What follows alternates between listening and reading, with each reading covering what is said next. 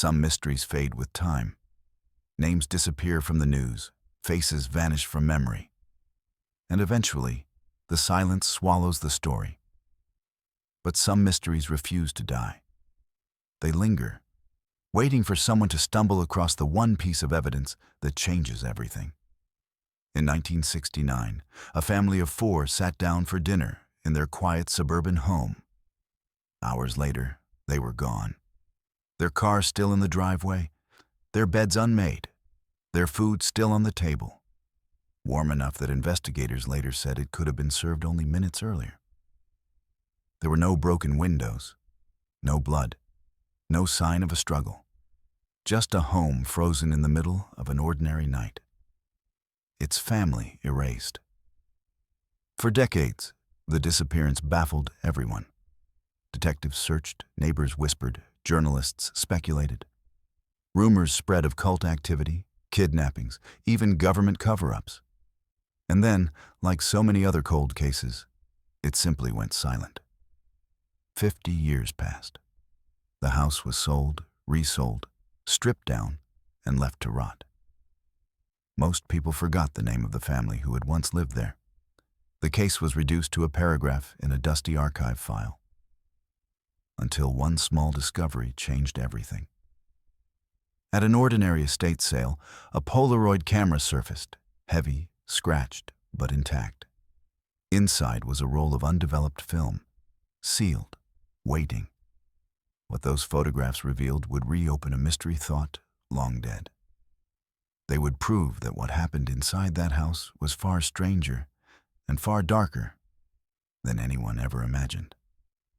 Tonight, we retrace the family's last night. We uncover what the cameras saw, and we reveal why this case still haunts investigators, journalists, and survivors more than 50 years later. This is the story of the family who disappeared during dinner, and the terrifying truth their camera left behind. It was September 1969. The air was warm, the kind of lingering summer evening that carried the smell of cut grass and distant barbecue smoke. In one small neighborhood, the Langford family, 2 parents, 2 young children, sat down at their dining table. It was supposed to be an ordinary Thursday night. On the table sat roast chicken, canned green beans, buttered rolls. 4 plates neatly arranged, glasses half full of iced tea. A child's plastic cup, tipped on its side, dripped slowly onto a paper placemat covered in crayon scribbles. The ceiling fan turned lazily above them, its blades catching the orange light of the fading sun. But when the house was entered again, less than 12 hours later, the picture had changed in a way no one could explain. The food was still there, untouched. The chicken had gone cold, the butter hardened, the ice in the tea melted into cloudy water. 2 chairs were pushed neatly under the table. One chair was slightly pulled back, angled as if someone had just stood up. The last was still pulled all the way out. And the family themselves were gone. The car was in the driveway. The children's school books sat neatly in their bags by the front door. The mother's purse was on the counter, lipstick and wallet still inside. In the bedroom, the beds were unmade, toothbrushes damp in the bathroom sink. Even the dog was there, scratching and whining softly, as if waiting for someone to let it out. There was no forced entry, no broken windows, no overturned furniture, no blood. The house looked as if its owners had simply stepped away for a moment and never returned. When police arrived, they were as puzzled as anyone else. A whole family had evaporated in the middle of an ordinary evening.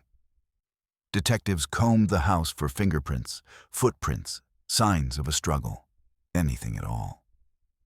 They found nothing. Neighbors were shocked. Some swore they'd seen the lights burning late into the night, unusual for a family with young children. Others admitted they heard the dog barking for hours. But nobody had seen anyone leave, and nobody had heard a thing. The news spread fast. Headlines asked the same haunting question. How does a family vanish from their own home without a sound, without a clue, and without a trace? That question would hang over the neighborhood for decades, and for 50 years, the answer was buried. Until the day a forgotten camera revealed what really happened inside that house. The first alarm wasn't raised by police or by neighbors. It came from family. On the morning after the disappearance, the mother's sister arrived at the house. She had planned a casual visit, nothing more than coffee and catching up. Instead, she found silence. The front door was closed, but unlocked. The curtains were drawn. The car still sat in the driveway. From the outside, nothing seemed unusual until she stepped in. What she found was unnerving. Food still set neatly on the table, now stiff and cold. Chairs half pulled, half tucked, as though the family had left in mid-conversation. A child's toy lying on the living room carpet, its wind-up key still twisted halfway. The dog pawing at the door, desperate for attention. And everywhere, absence. Panicked, she called police. Within the hour, officers arrived and began the first official sweep of the house. What they saw confirmed her fear. The Langford family, 2 adults, 2 children, had vanished without a trace. Neighbors were interviewed immediately. Some said the lights had burned late into the night, much later than usual for a home with small kids. Others remembered the dog barking endlessly, something it never did before. But no one reported seeing a car leave or hearing raised voices or witnessing anything that might hint at violence. The press moved in quickly. By evening, reporters were parked outside, cameras flashing against the drawn curtains. Headlines soon carried the same chilling phrase: "The family that vanished during dinner." Theories rushed in from every direction. Some speculated a cult had targeted the family, noting that the late 1960s were rife with sensational stories of ritual groups. Others whispered about secret debts, a father who might have crossed the wrong people. Still others leaned into the fantastical, alien abductions, government experiments, a Bermuda Triangle of the desert. The police, however, had little to offer. No fingerprints out of place, no ransom note, no broken locks or forced entry, not even a set of muddy footprints across the kitchen floor. In the official report, investigators noted only this: the residence appears frozen in time. Family presumed missing. No evidence of voluntary departure. By the end of that first week, the case had already shifted from a simple missing persons report to something darker, something harder to define. A whole family had vanished into the stillness of their own home. And though rumors swirled and headlines screamed, the one thing missing was the truth. In the months that followed, the Langford home became less a residence and more a monument to absence. Police tape came down, reporters moved on. But the house remained exactly as it had been found. Furniture in place, dishes boxed away, wallpaper fading under the desert sun. At first, the family's relatives tried to preserve it, hoping the missing would one day return. But as years passed, hope thinned, and the property quietly shifted into the hands of banks and real estate agents. That's when the strange stories began. Several renters came and went during the 1970s. None stayed long. A young couple who moved in after the disappearance lasted only 3 months. They told neighbors the rooms felt wrong, as though someone else was always in them. Their radio would flicker on at night. The family dog refused to go near the dining room.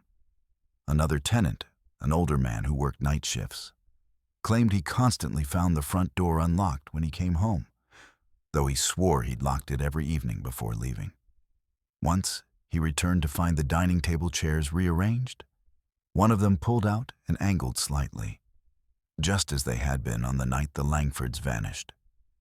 He broke the lease after 6 weeks, Even workers who came to renovate the property in the late 70s refused to finish. Painters complained of tools going missing. Plumbers reported hearing scratching behind the walls. One carpenter told the local paper, "It's like the house doesn't want to be fixed, like it remembers."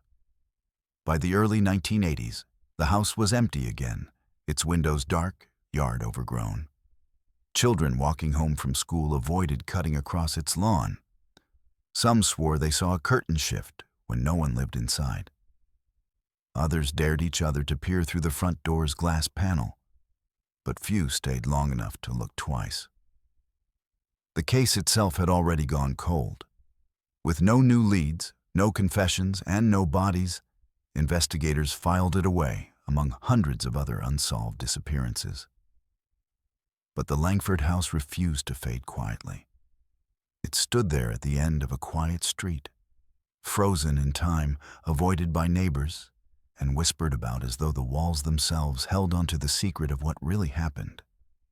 And for nearly 50 years, that's where the story stayed. Silent, untouched, waiting. Nearly 50 years passed before the mystery stirred again. By 2019, the Langford case was no longer front-page news. It was a ghost story, mentioned in passing on local radio or dug up by late-night bloggers hunting for unsolved mysteries. The house itself had been sold, gutted, stripped of anything recognizable. But some things slip through the cracks. At an ordinary estate sale in the outskirts of Phoenix, a young woman named Claire wandered between folding tables and cardboard boxes. She wasn't looking for anything in particular. Old books, chipped dishes, faded photo albums. The kind of belongings left behind when a house changes hands for the last time. Then she saw it. Sitting inside a milk crate was a Polaroid land camera. Heavy, scuffed from use, but intact. The kind that was popular in the late 1960s, with its metal body and simple leather strap. To most shoppers, it was junk. To Claire, a freelance photographer with an eye for vintage equipment, it was worth a second look. She picked it up. The grip was worn smooth, the lens fogged with fingerprints.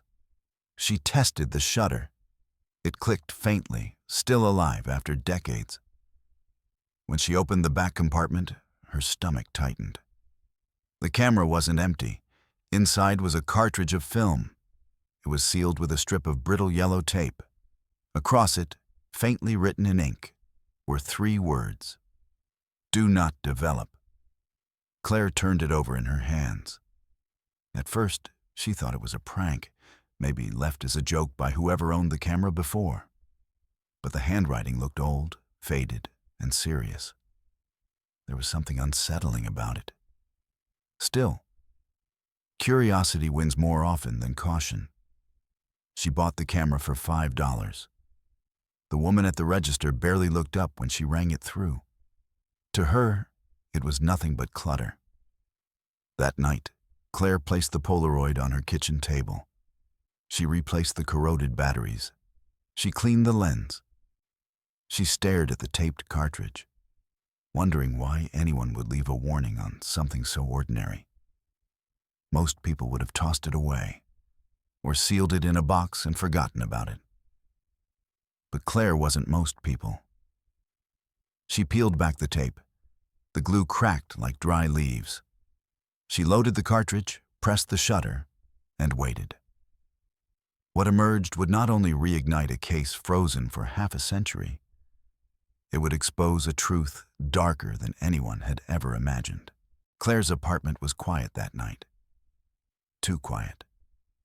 The kind of silence that makes every creak of the floorboards sound louder than it should. She sat at her small kitchen table, the Polaroid in front of her, a mug of tea forgotten and cooling at her elbow. She pressed the shutter. The camera whirred faintly, its gears grinding with the effort of age. A square photograph slid out, the chemicals already beginning to spread beneath the glossy surface. Claire laid it flat and waited. The image slowly began to appear. At first, it was nothing. shadows, vague shapes.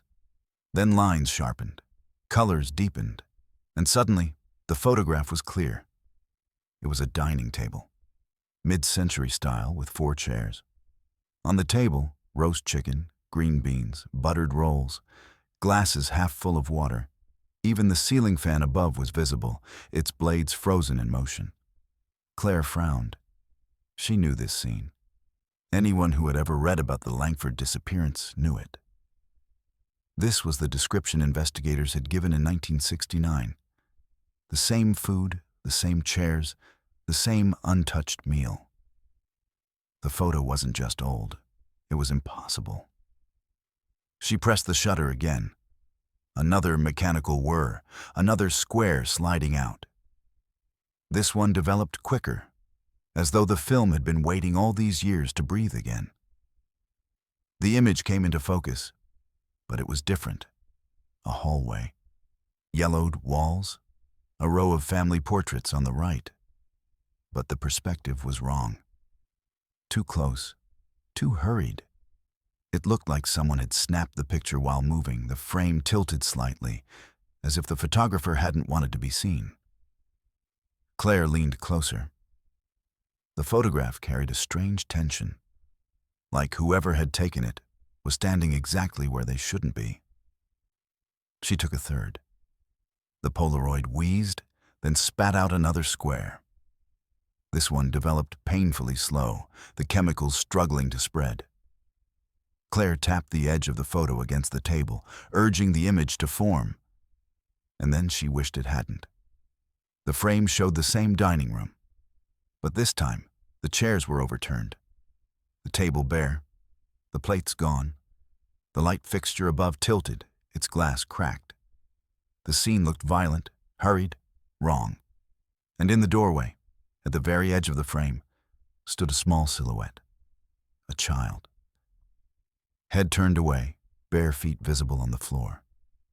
But the child wasn't alone. Behind them, stretching across the wall like something reaching, was a shadow. Tall, angular, its proportions not quite human, shoulders too broad, arms too long, no face, just a blur of darkness where features should have been. Claire's heart hammered. She flipped back through the photos. The untouched dinner, the hurried hallway, the empty room with the child and the shadow. This wasn't evidence left behind by accident. These were moments captured by someone inside the house the night the Langfords vanished. Someone who was close enough to the family to photograph their final evening. Someone who had seen what came next. For the first time, Claire felt something she hadn't expected when she picked up the camera. She felt watched. The photographs raised a question the police had never asked, because they never saw these images. Was the family simply gone? Or had someone been in the house that night, moving through the rooms, camera in hand, recording everything before making sure no one ever left again? The answers were hidden in these images. And Claire knew she had just opened a door that might never close. Claire couldn't stop staring at the photographs. She had them laid out across her desk under the glow of a single lamp. Each time she looked, her chest tightened. The first photo, the untouched dinner. The second, the blurred hallway. The third, the overturned chairs, the child, and the shadow. She needed answers. The next morning, she drove to the city archives. A concrete building with humming fluorescent lights, its walls lined with filing cabinets and boxes that smelled faintly of dust and paper. She signed the request sheet for public access, then slid into a wooden chair as a clerk wheeled out reels of microfilm. Her search began with newspaper articles from September 1969. Grainy black and white headlines filled the screen as she turned the dial. Family vanishes without a trace. Dinner left untouched, car still in driveway. Authorities baffled by disappearance. Each article repeated the same details. A home frozen in time. No signs of struggle, no forced entry. Every word mirrored what she had just seen in the photographs. But one thing stood out. Buried in the police report summary was a single line. Camera recovered on site. Film cartridge exposed, contents blank. Claire froze. The Polaroid camera she now owned, the one with the undeveloped film, hadn't simply been left behind. It had been logged into evidence, officially. And yet, investigators had dismissed it as empty. Her mind raced. Old Polaroid film was fragile, yes, but not impossible to develop after years if sealed. Whoever signed off on that evidence had either been careless or deliberately deceptive. She pulled the next file. An inventory list of items collected from the Langford home. Purse, wristwatch, dog collar, camera. The camera was there, logged. Next to it, handwritten in ink. Film compartment empty. But Claire knew the truth. The film had been there all along, sealed, waiting, which meant someone had lied. Her pulse quickened as she scrolled further, looking for a name. And there it was. The officer responsible for signing off on the evidence report. Detective Vernon Hale, lead investigator on the Langford case. His signature appeared again and again, across forms that minimized or dismissed critical details. Reports labeled inconclusive, leads noted as unreliable, evidence marked as lost. Didn't look like sloppy police work. It looked like erasure. Claire leaned back in her chair, her mind churning. If Hale had declared the camera blank, it meant he had either never opened it or had seen what it contained and ensured no one else ever would. Why?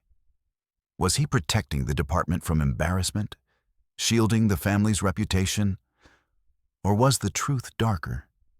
That he knew exactly what happened inside the Langford house and wanted to keep it buried? The clerk tapped the counter, reminding her the archive would close in 30 minutes. Claire quickly jotted down names, dates, and report numbers. She slid the microfilm back into its box, her hands trembling. As she stepped outside, the desert evening pressed down hot and heavy. But it wasn't the heat that made her uneasy. It was the realization that this case had never gone cold by accident. Someone had helped it freeze. And now, 50 years later, the photographs in her possession were unraveling a lie carefully protected for half a century. The Langfords hadn't simply vanished. Someone had made them vanish. And Detective Vernon Hale might have known exactly how. Claire knew the files could only take her so far. Police reports gave the facts, or at least the version of facts someone wanted recorded. But the real stories, the living memories, were in the people who had been there. Through an old community forum, she found a name mentioned in connection with the Langford case: Thomas Bell. He had lived 3 doors down from the Langford house in 1969. Claire tracked him to a modest home on the edge of town. He answered the door slowly, a man in his 60s with weathered skin and eyes that carried the weight of someone who had seen too much. When Claire explained why she was there, he hesitated. Then, almost reluctantly, he invited her in. They sat at a small kitchen table, cups of black coffee steaming between them. Claire laid out the photographs, carefully, one by one. Thomas didn't touch them. He only stared, his jaw tightening. Finally, he spoke. "I haven't seen that house in years, but I remember that night. I was 10 years old." He leaned back, his eyes drifting somewhere far away. "It was late. I was in the backyard looking for our cat. Our fence backed right up against theirs. That's when I saw someone standing at their sliding glass door." Claire leaned in. "You mean Mr. Langford?" Thomas shook his head slowly. "At first, I thought it was him. But when the man stepped forward, into the porch light, I knew it wasn't. He was tall, broader than Mr. Langford. His shoulders didn't look right. He didn't move right either. like he was trying to act normal but didn't quite know how. Claire felt a chill. What happened? He closed the sliding door, turned off the lights inside. After that, nothing. Just silence. The next morning, the house was empty. She asked if he told anyone. Thomas gave a dry laugh. Of course I did. I told my dad. He told the police. But they waved it off. Said I was a kid with an overactive imagination. They never wrote it down, never followed up. My father told me to drop it. Claire studied him carefully. And you're sure? You saw someone inside that house who wasn't Mr. Langford? His eyes hardened. I've carried it for 50 years. I know what I saw. That man didn't belong there. The weight of his words hung heavy in the room. Claire thought of the police files, of Detective Vernon Hale's signature scrawled across reports that minimized evidence. A child's testimony, ignored. A camera, declared blank. A case, left to rot. It wasn't incompetence, it wasn't coincidence. It was a cover-up. Claire gathered the photos carefully, sliding them back into their sleeves. Thomas reached out, his hand trembling slightly. If you keep digging, he said quietly, be careful. They didn't want the truth told back then. Maybe they still don't. Outside, the sun was already sinking low, staining the desert sky red. Claire sat in her car for a long time before turning the key. For the first time, she realized this wasn't just about an old disappearance. This was about people who had worked very hard to keep the truth buried. And she was starting to uncover it. By now, Claire's investigation had gone far beyond curiosity. The photographs, the police reports, the witness testimony ignored for half a century. Everything pointed back to one place, the Langford house. She told herself she was only going to look. Just a few photographs of the exterior. Nothing reckless. But curiosity rarely stops at the doorstep. The property sat on a quiet street, its lawn choked with weeds, windows boarded, paint peeling under the desert sun. A chain-link fence sagged at the sides, its "For Sale" sign half hidden by vines. Even in daylight, the house carried a weight. Claire slipped through a side gate. The backyard was overgrown, a rusted swing set sinking into the dirt. She tried the sliding door, boarded. She circled to a smaller window at the back. The screen was loose. With a steady push, it gave way. She climbed inside. The air was stale, thick with dust and silence. Her flashlight beam cut through the darkness, revealing wallpaper curling off the walls, a ceiling fan hanging limp, and floorboards groaning beneath her weight. She moved cautiously down the hallway.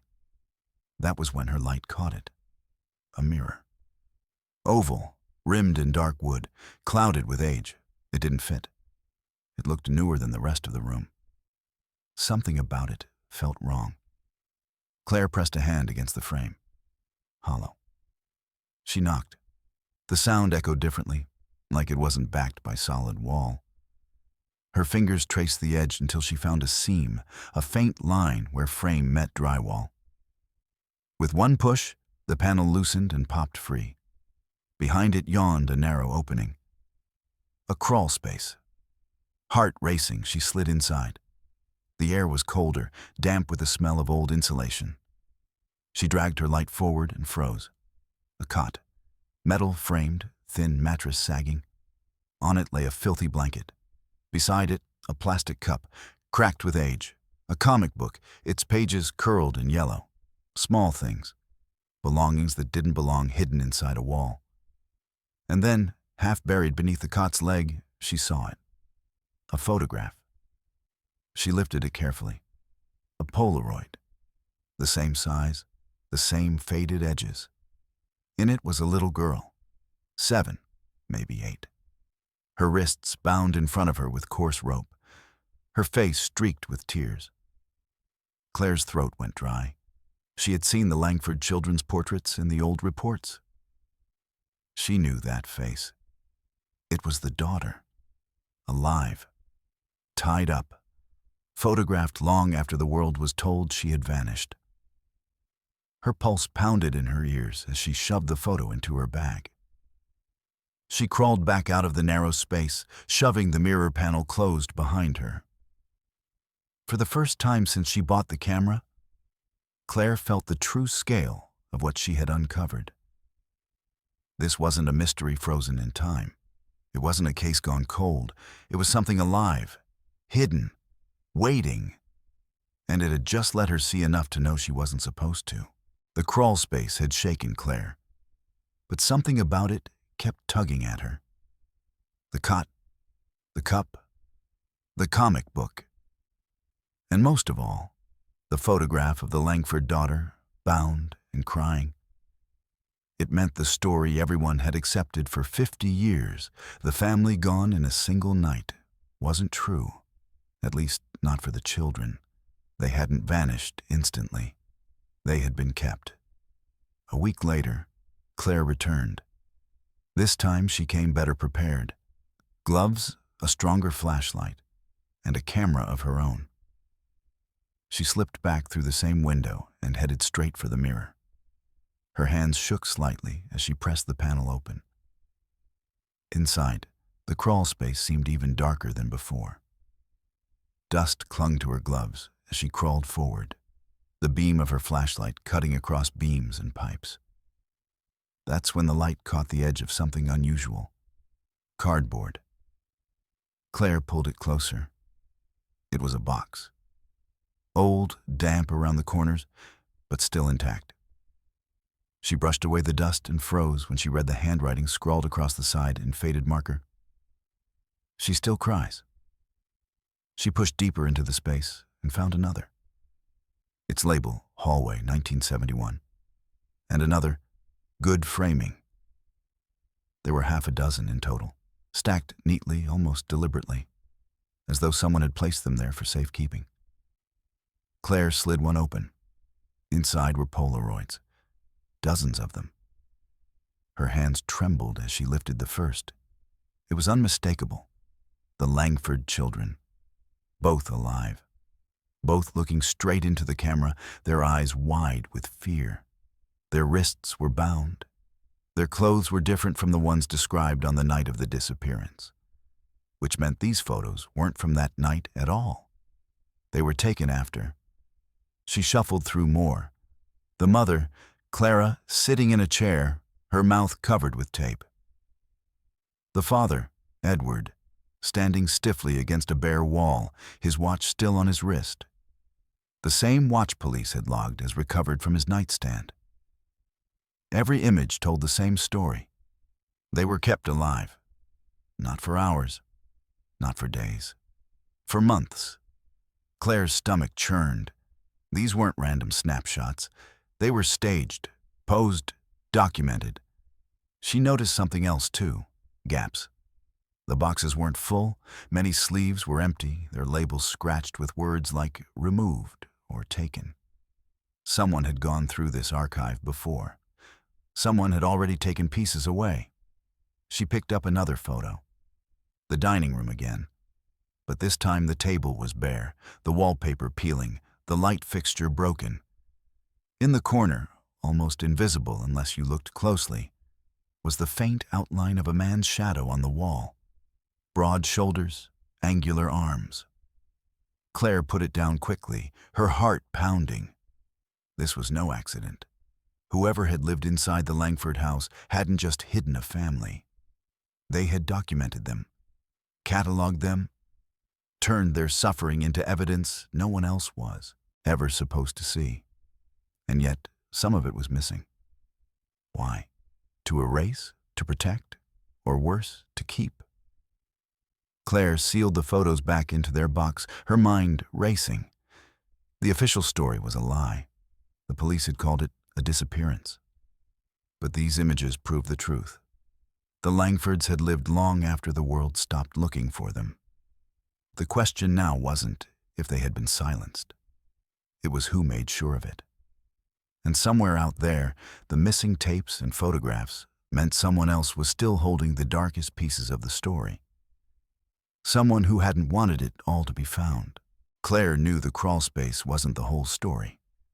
The boxes of photographs, the cot, the single Polaroid of the daughter alive. All of it pointed to something bigger, something hidden deeper inside the house. So one evening, she returned again.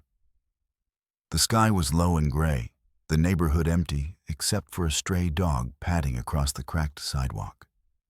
She slipped through the same side window and swept her flashlight across the abandoned rooms. Each step creaked, echoing in the silence. This time she didn't stop at the hallway mirror. She went farther, searching for seams in the walls, for signs of hidden panels. Near the back of the house, behind a door half hanging off its hinges, she found a narrow staircase leading downward. The basement. Her chest tightened as she descended. The air grew colder, damp with mildew. The smell was heavy. Dust, rot, something metallic lingering beneath. Her beam caught concrete walls reinforced with wooden beams. And then she saw it. A room. Not a basement for storage, not a space for tools or boxes. A cell. Against one wall sat a narrow bed frame, the mattress stained and sagging. Next to it, heavy chains bolted into the concrete. On the floor, scattered notebooks, their pages warped with damp. Claire picked one up carefully. Inside were crude drawings in a child's hand. Stick figures standing by a dinner table, a small dog, a girl with braids. Another page showed a figure looming in the doorway, black scribbles where its face should have been. Her flashlight swept across more drawings taped to the walls. A mother with her mouth covered, a boy holding out his hands. A series of sketches labeled with single words: hungry, dark, quiet. Her stomach turned. These weren't random doodles. They were records. In another corner, she found a chair. Wooden, its legs uneven. Beneath it, the faint scrape marks etched into the floor told her it had been dragged back and forth countless times. A place where someone had sat, or been forced to sit. Claire's hand shook as she pressed record on her phone, whispering notes. Basement chamber, signs of long-term captivity. Chains, mattress, journals.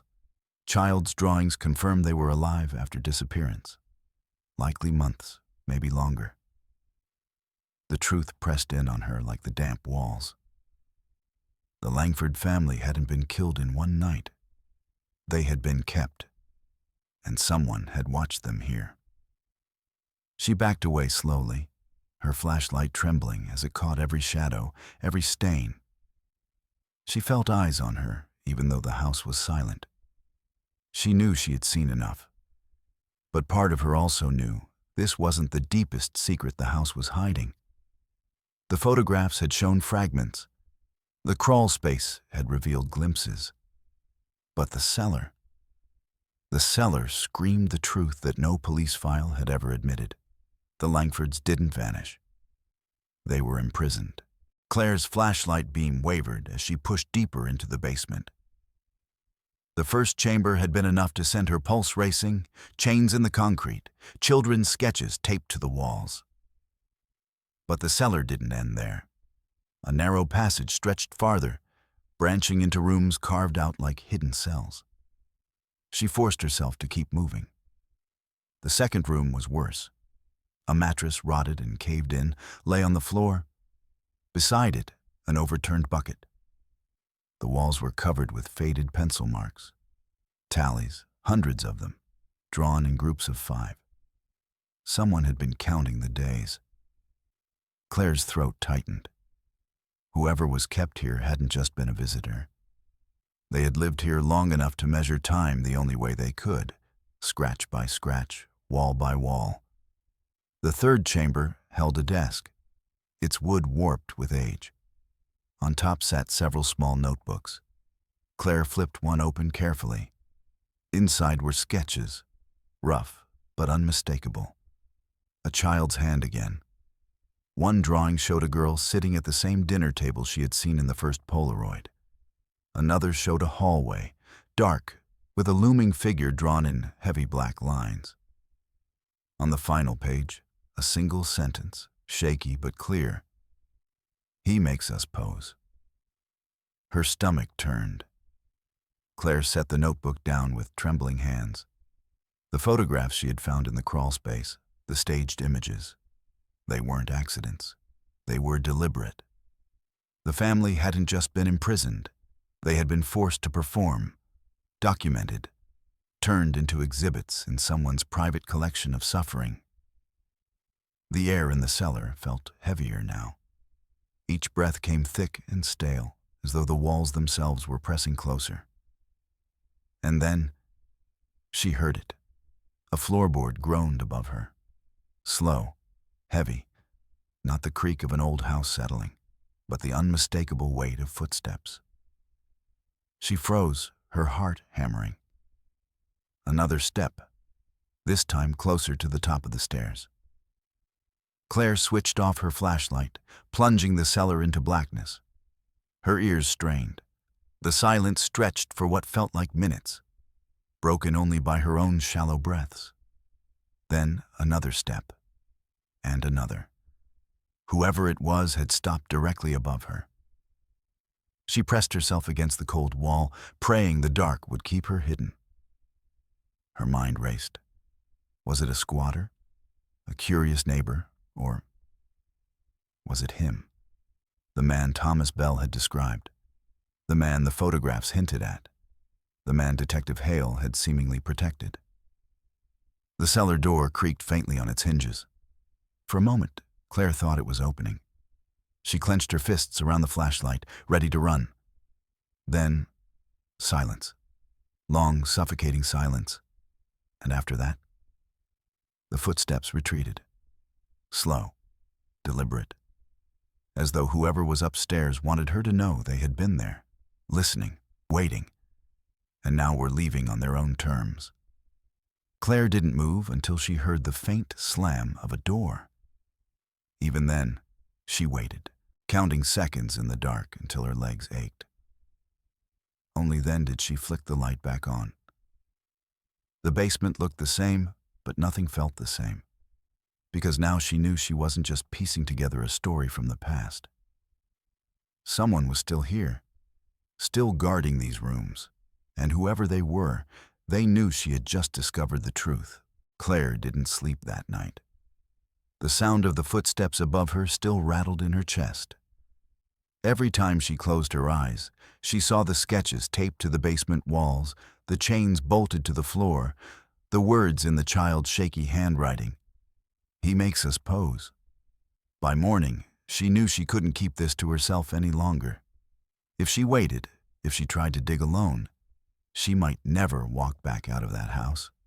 So she wrote the report. Not under her name, not even from her own laptop. She used a burner connection at a public library and uploaded everything she had, photos of the Polaroids, audio notes she'd recorded in the cellar, and most importantly, the location. 428 Sycamore Street. Her message was simple. A child may still be alive inside. Immediate action required. Hours later, the street around the Langford house was unrecognizable. Marked cruisers blocked both ends of the road. A mobile command van hummed with generators. Crime scene tents flapped in the wind as officers in gloves and respirators moved in tight formation toward the broken-down home. Neighbors gathered in small clusters, whispering in disbelief. For decades, the Langford house had been a ghost story. Now, it was surrounded by flashing lights. Claire watched from 2 blocks away, heart hammering. She told herself to stay hidden, to stay out of sight. But she couldn't look away. The police forced the front door open. Splinters of wood cracked against the frame. Within minutes, voices echoed from inside. Orders barked, boots thudding against the floor. For long moments, nothing. Just movement. Then, one call rose above the noise. "Contact! We've got someone!" Claire gripped the steering wheel of her car so tightly her knuckles burned. She saw officers emerging, moving quickly, carefully. In the center of their formation was a small figure wrapped in a silver thermal blanket, her face pale, eyes wide, unblinking. A girl, not imagined, not a legend, real. An officer spoke quietly into a radio, then guided the child toward the waiting ambulance. She didn't resist. She didn't cry. She simply turned her head once, just once, back toward the dark shape of the house. Later, news broke faster than anyone could contain it. The girl, estimated to be 11 or 12, was confirmed through rapid DNA testing to be directly linked to the Langford family. A granddaughter, born long after the night the family was said to have vanished. Investigators worldwide were stunned. A cold case that had haunted Arizona for 50 years was suddenly more than just unsolved. It was active, alive, and more horrifying than anyone had imagined. The headlines spread within hours. Child found alive in 50-year-old cold case. The house that kept its secrets. Langford mystery no longer just a disappearance. For Claire, the sight of the girl being carried out of the house was both vindication and terror.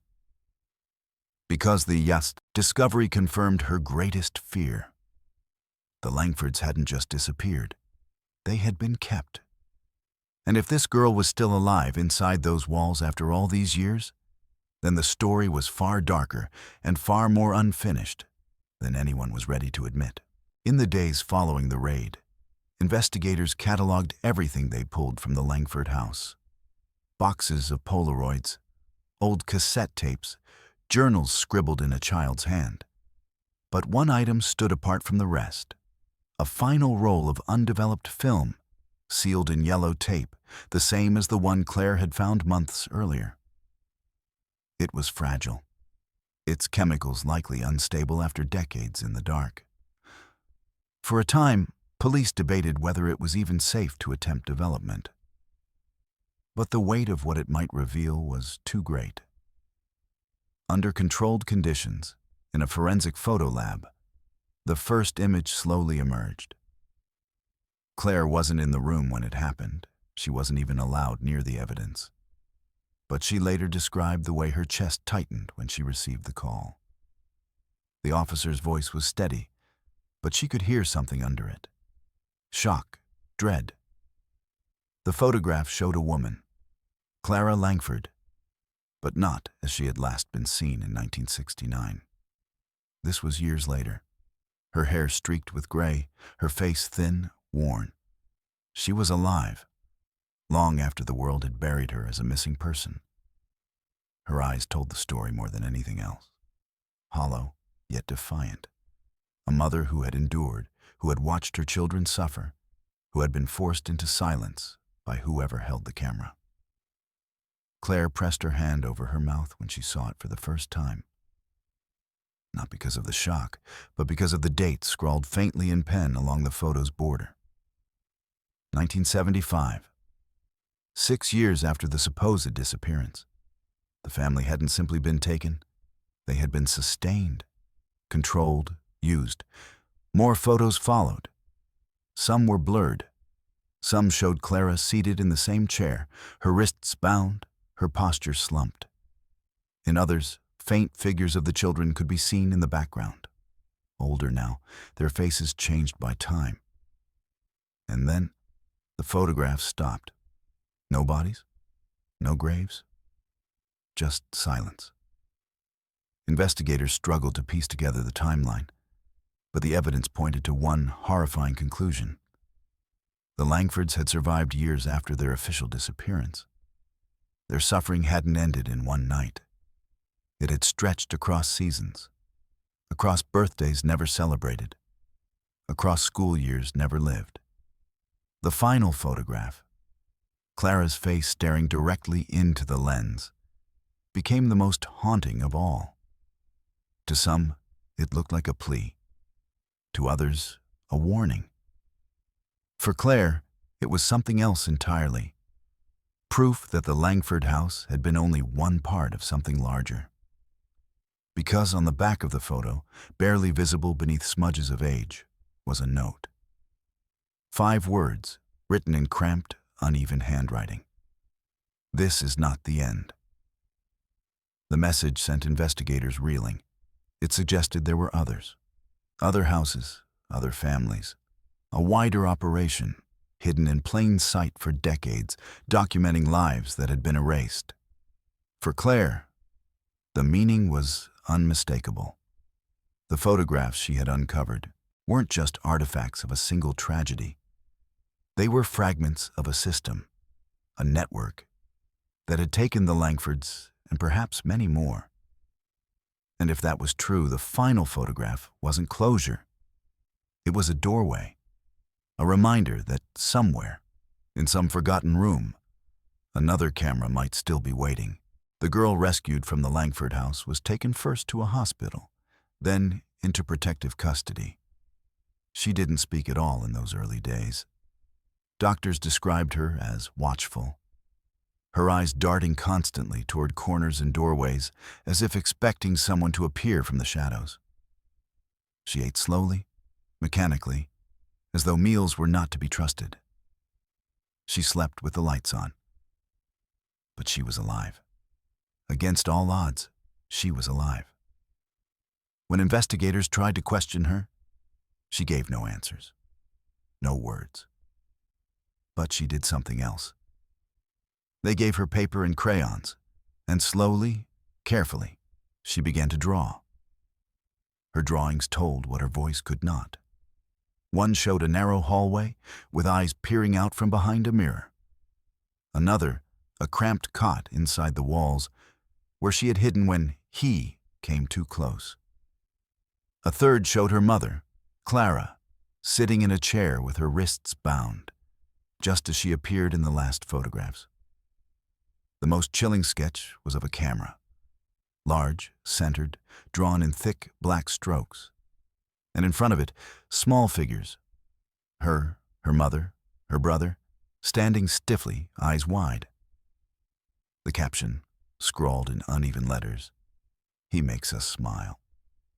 For investigators, the drawings confirmed what the photographs had only suggested. The Langfords hadn't vanished into thin air. They had been kept, watched, and forced to perform for a lens that remembered them even when the world did not.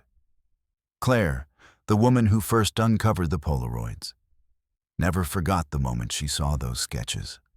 In her words, it wasn't just proof of what happened. It was proof that she had survived it. She had endured. And in the end, she told the story better than any of us ever could. The case of the Langfords changed how people thought about disappearances. It wasn't just about what was lost on that September night in 1969. It was about what remained, hidden in walls, sealed in boxes, buried in photographs no one was supposed to see. The rescued girl's future is still unwritten. She has no real name yet, no family left to guide her. But she has begun to reclaim something stolen: her voice, her freedom, her identity. And as for the final message, investigators keep coming back to one haunting line, scribbled on the back of Clara Langford's last photograph. This is not the end. Because maybe it wasn't. Maybe the Langfords were only one story in something larger. As the narrator's voice fades, the screen darkens over Clara's last photograph and the girl's final sketch of the camera. Some mysteries don't end. They evolve. And sometimes, a camera remembers more than we want it to. If you found this story as haunting as we did, remember to like, comment, and subscribe. Share your thoughts below. What do you think really happened inside the Langford house? Because sometimes the answers are hidden in plain sight.